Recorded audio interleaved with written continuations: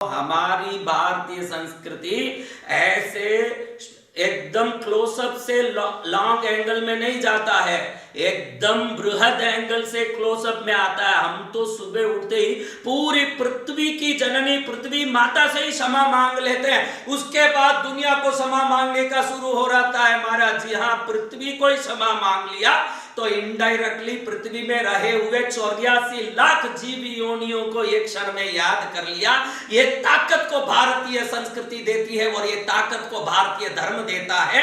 और आज दुनिया मैजिक पुस्तक पढ़ के क्षमा मांगने को फैशन मानता है कि भाई रोंडा बहन ने बोला है तो क्षमा मांगना चाहिए, क्योंकि ज्ञानी विज्ञानी है बोल रही है तो क्षमा मांगना चाहिए। मैं आपको बता दूं कि बाहर से शोध करके आज जितनी टेक्निक बताते हैं ना लोग, उनकी जितनी आप वैल्यू करते हैं भारत में जन्म लेके, थोड़ा वैल्यू उनका भी करो जिन्होंने बाहर का तो देखा ही है, लेकिन अपनी अंतर चक्षु को जगा करके अंतर से वो साधना की जिससे पृथ्वी में रहे हुए जीवों के कर्मों के कारण वो कैसे सफल असफल होते हैं, इसको अपने अंतर चक्षु की ऊर्जा से समझ के हमको जीवन शैली दिया और क्रिया दी। उन पुराण महर्षि पुरुषों को नमन करो और धन्यवाद कहो जिन्होंने कभी वैज्ञानिक भाषा का प्रयोग नहीं किया, जिन्होंने कभी वैज्ञानिक शब्दों का प्रयोग नहीं किया, जिन्होंने कभी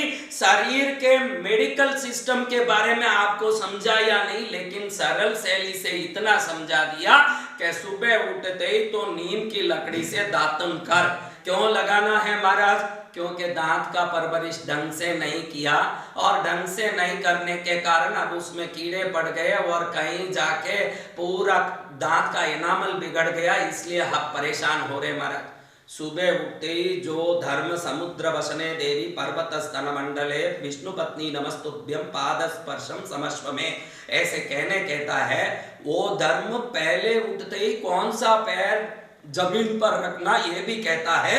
आज विदेशों में मेडिकल हॉस्पिटल में सिखाया जाता है कि जिस नाड़ी में श्वास चल रहा है, जिस नाक में श्वास चल रहा है, उस जगह से पैर रखने से शरीर संतुलित कैसे रहता है, इसका बड़ा बड़ा प्रैक्टिकल क्लासेस चलने लगा है, इसका बड़ा बड़ा प्रैक्टिकल थियरीज चलने लगे हैं। क्या किस प्रकार हमारा बॉडी प्रैक्टिकली अगर इक्वलाइज होता है, प्रैक्टिकली बैलेंस होता है, तो कभी लकवा आदि शिकायत नहीं आ सकती है। वो किस प्रकार हो सकता है, इसको समझाने के लिए आज दुनिया भर के बड़ी बड़ी यूनिवर्सिटियां लगी है। और हमारी दादी ने तो अपने को बेटा उठना बच्चा क्यों सोया है, सुबह की 10 बजी राजा उठ जा रहे, मेरे लल्लू ये पैर उठा के रख।